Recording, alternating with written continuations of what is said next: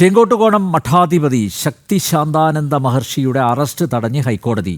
മതവിദ്വേഷം പ്രചരിപ്പിച്ചെന്ന കേസിലാണ് നടപടി. മുൻകൂർ ജാമ്യാപേക്ഷയിലാണ് ഹൈക്കോടതിയുടെ ഇടപെടൽ. രേഷ്മ ബാബു ചേരുന്നു. രേഷ്മ, കോടതിയുടെ നിരീക്ഷണങ്ങൾ എന്തൊക്കെയാണ്? എന്തുകൊണ്ടാണ് അറസ്റ്റ് തടഞ്ഞത്?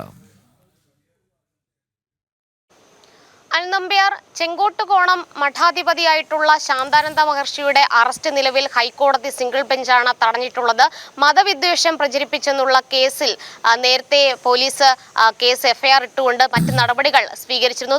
ഉടൻ തന്നെ ഇതുമായി ബന്ധപ്പെട്ട് മുൻകൂർ ജാമ്യം ആവശ്യപ്പെട്ടുകൊണ്ട് ശാന്താനന്ദ മഹർഷി ഹൈക്കോടതിയെ സമീപിച്ചു. ഈ ഹർജി പരിഗണിച്ചുകൊണ്ടാണ് ഹൈക്കോടതിയുടെ ഭാഗത്തു നിന്നും ഇടപെടൽ ഉണ്ടായിരിക്കുന്നത്. ഒക്ടോബർ 15 വരെയാണ് മഹർഷിയുടെ അറസ്റ്റ് തടഞ്ഞിട്ടുള്ളത്. അതോടൊപ്പം തന്നെ നിലവിൽ എതിർകക്ഷികളായിട്ടുള്ള സർക്കാർ, പോലീസ്, അതോടൊപ്പം ഈ അനൂപ് വിആർ എന്ന് പറയുന്ന പരാതിക്കാരൻ, ഇവർക്കൊക്കെ ഹൈക്കോടതി നോട്ടീസ് അയക്കുകയും ചെയ്തിട്ടുണ്ട്. ഒക്ടോബർ 15-ാം തീയതി ഈ ഹർജി, അതായത് ശാന്താനന്ദ മഹർഷിയുടെ മുൻകൂർ ജാമ്യാപേക്ഷ ഹൈക്കോടതി സിംഗിൾ ബെഞ്ച് വീണ്ടും പരിഗണിക്കും.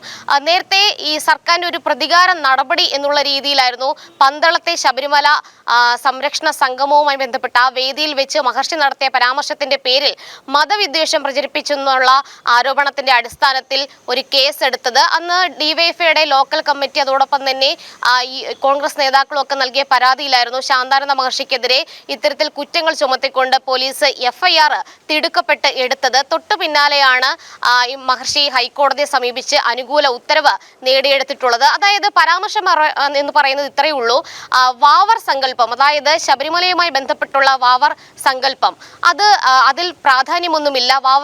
വാവറിന് ശബരിമലയുമായി ബന്ധപ്പെട്ട് യാതൊരു അംഗീകാരവും അല്ലെങ്കിൽ ബന്ധവുമില്ല.